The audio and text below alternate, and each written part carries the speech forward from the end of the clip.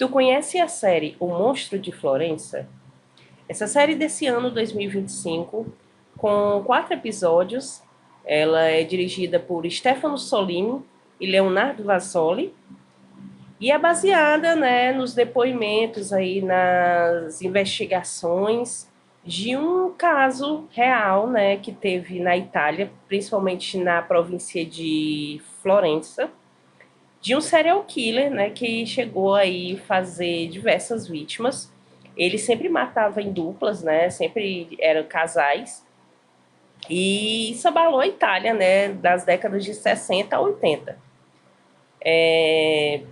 Conta-se, né, que foram feitas aí 16 vítimas, né.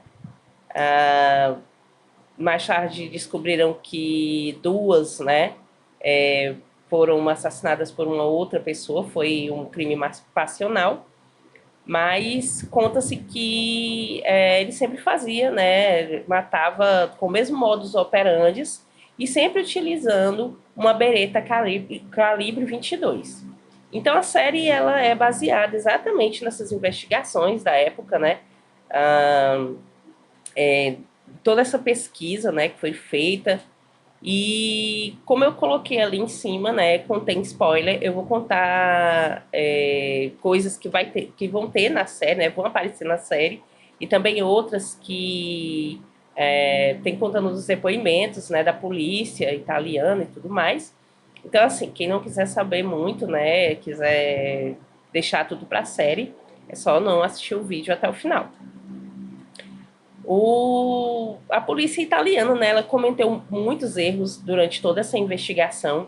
Isso a gente vê na série, né? Eles estavam tão desesperados para tentar solucionar o crime, né, por causa dos muitos assassinatos e tudo mais, que eles acabaram aí infringindo diversas coisas, né? Eles se utilizaram muito de abuso de poder.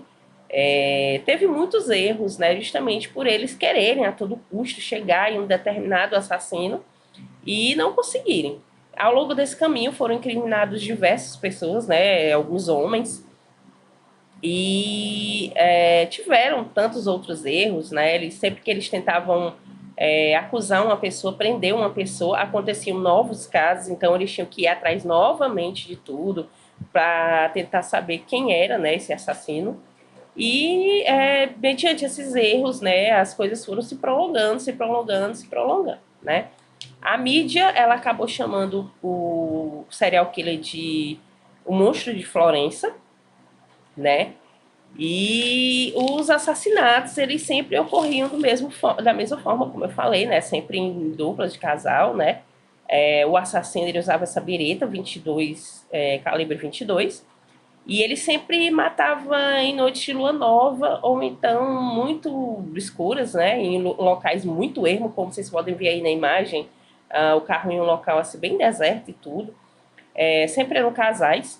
E em 4 desses assassinatos, né, ele arrancou os pubs, né, das moças, das vítimas, né? Tanto que se contava que era um caso de um assassino que tinha problemas, né, com mulher, tinha alguma coisa psicológica nele, que ele tinha ódio de mulheres, né? Ele tinha muita raiva de mulheres, porque ele sempre fazia esse tipo de maldade, né, nos corpos das vítimas. Com exceção do último assassinato, né, todos morreram dentro de carros, dentro de veículos, com exceção do último, né, que foi em uma tenda.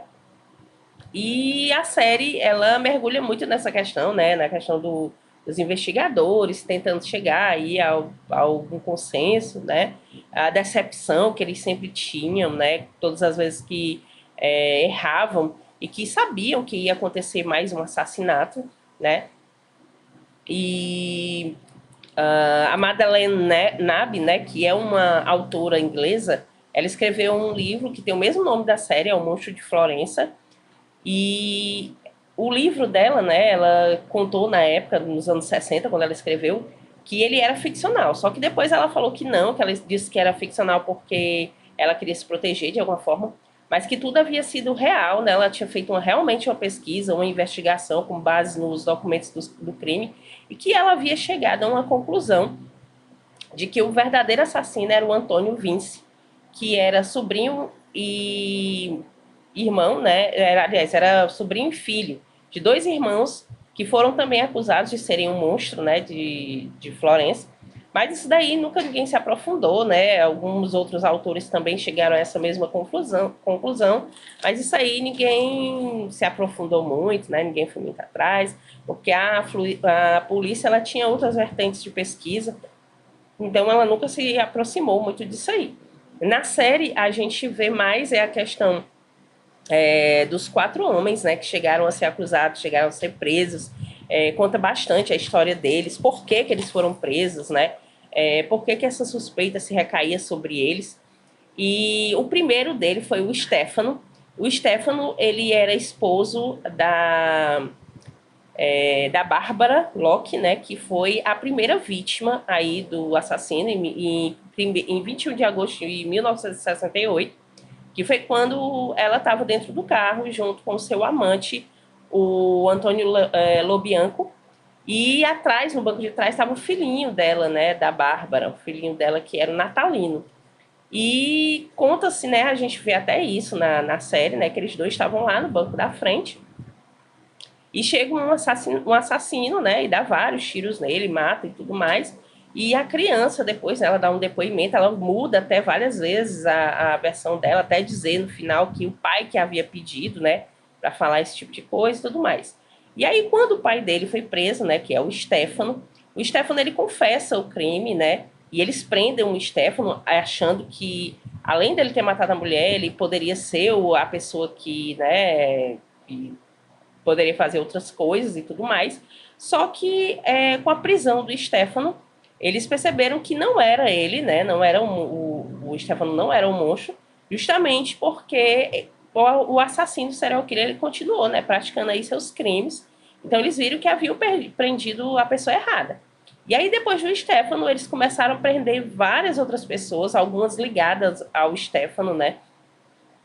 E todas essas vezes aí que eles iam prendendo alguma coisa, né? A imprensa ela era avisada, saía em todos os jornais, então era aquele bafafá, né? Toda aquela movimentação lá na Itália, na província de Florença. E abalava muito, né, a sociedade, porque todo mundo tinha medo, né? Os jovens que tinham o costume de namorar, né, em seus carros, em ir para locais mais afastados e tudo mais, já não faziam mais isso, porque temiam, né? E estava se tornando aí um caso que estava deixando as pessoas apavoradas. E a polícia, ela só queria saber em prender, né? Tanto que a gente vê aí na série uma das investigadoras falando, né, que eles precisam focar no que é realmente verdadeiro, precisavam focar, ao invés de tentar sempre só prender alguém a qualquer custo, né? E, na realidade, a polícia ela só estava preocupada em manter as suas aparências, né? Dizer que a polícia da província de Florença era boa, né? Que eles estavam fazendo o papel dele. Muitas dessas vezes, para poder conseguir isso, eles eram truculentos, né? Eles muitas vezes usavam do abuso de poder e tudo mais. E a questão de você seguir aí, né, uma certa rota e tudo mais para tentar chegar no verdadeiro culpado, eles deixavam, né, a maior parte disso aí de lado, o que realmente atrapalhou aí todas as investigações. Na série a gente vê muito isso, né, todos eles muito atrapalhados, sempre querendo a qualquer custo prender alguém, ter aí um nome, né, para soltar na imprensa. E a questão de você ir atrás nas vias de fato, né, eram praticamente deixadas de lado, né? E é mais uma dica aqui do canal para vocês, né? Se vocês gostarem, curtam, compartilhem, sigam a gente nas redes sociais e até a próxima.